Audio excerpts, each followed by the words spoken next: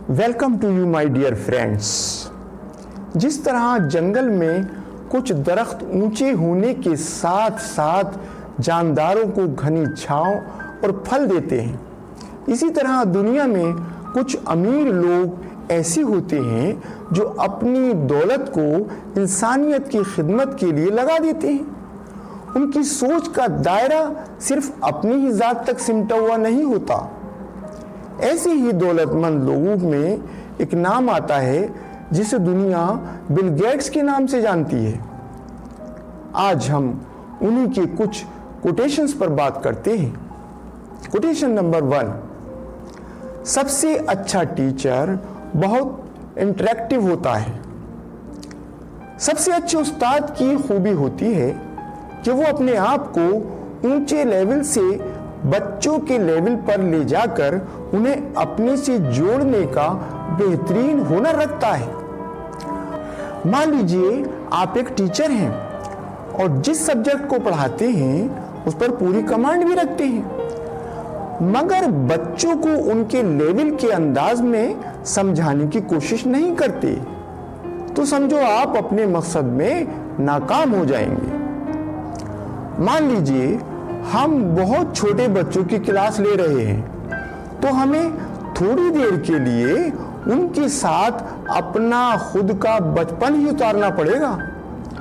जैसे किसी ड्रामे की स्टेज पर हर अदाकार अपने आप को उस रोल में जो उसे निभाने के लिए मिला होता है, उसी में अपने आप को पूरी तरह से उतार देता है। यानी इतने वक्त के लिए वो अपने असल वजूद को भूल जाता है।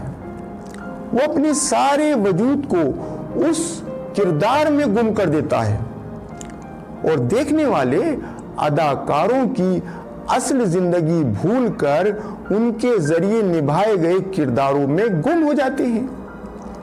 ठीक यही हाल क्लास में बच्चों का होता है। जिस टीचर में ये खूबी होती है, समझो वो एक कामयाब टीचर है। ऐसे ही टीचर की एक एक बात को बच्चे अपने दिमाग में उतारते चले जाते हैं। काश हमारे सभी बच्चों को ऐसे लायकवर उस्ताद मिल सके। कोटेशन नंबर 2, इंटेलेक्चुअल प्रॉपर्टी यानी बौद्धिक संपदा की शेल्फ लाइफ केले जैसी होती है। आप बहुत सारा इल्म रखते हैं, मगर उसे दूसरे इंसानों को बांटने की कोशिश नहीं करते। यानी आप अपनी नॉलेज को अपने दिमाग की सेल्फ तक ही समेट कर रखते हैं। तो जैसे केला अलमारी में रख देने से सड़ गलकर खत्म हो जाता है, उसी तरह आपका इल्म भी कुछ दिनों में खत्म हो जाएगा।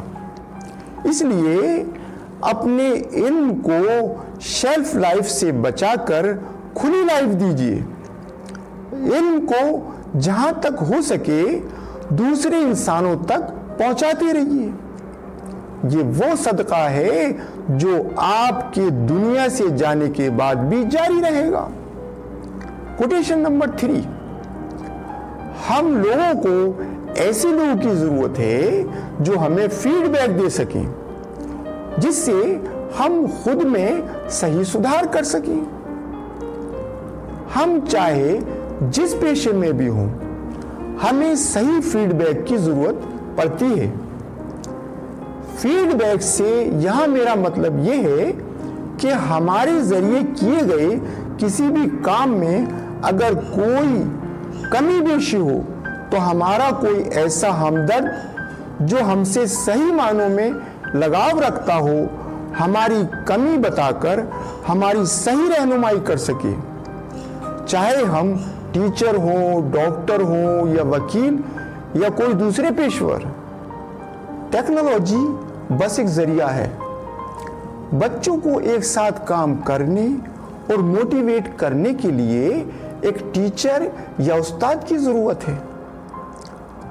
मौजूदा दौर यूं तो टेक्नोलॉजी का दौर है।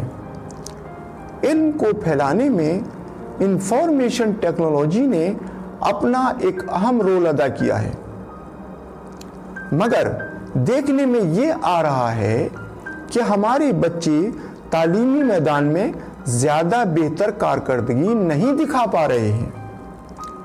अभी हाल ही में कोविड-19 के दौरान हमारे तालीमी इदारों में ऑनलाइन पढ़ाई का सिलसिला चलता रहा, मगर फिर भी कोई ख़ास असर दिखाई न दिया।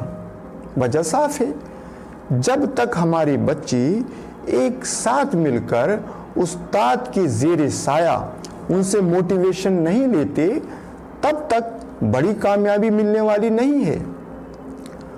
हमदर्द उस्ताद की नजर करम जिस बच्चे पर पड़ जाए, समझो वो इल्म की रोशनी से जगमगा उठा। कोटेशन 5। लोग बदलाव से हमेशा डरते हैं। लोग बिजली से डरते थे जब उसकी ईजाद हुई। बदलाव कुदरत का कानून है। पूरी कायनात में हर चीज अपने जमाने के हिसाब से बदलती रहती है। दिन के बाद रात आना, बारिश का होना, फसलों का उगना, मौसमों का बदलाव। इंसान की फितरत है कि वो किसी भी बदलाव को एकदम कबूल नहीं कर पाता। जिस माहौल में उसका मिजाज ढल चुका होता है, वो उस माहौल से निकलना नहीं चाहता।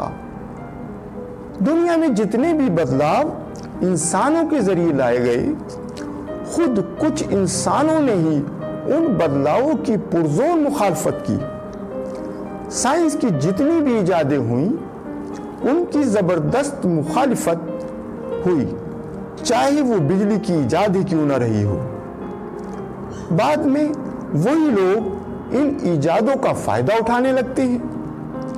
दुनिया में बेहतर जिंदगी गुजारने के लिए इंसान को अपने आप को अपडेट रखना ही पड़ेगा।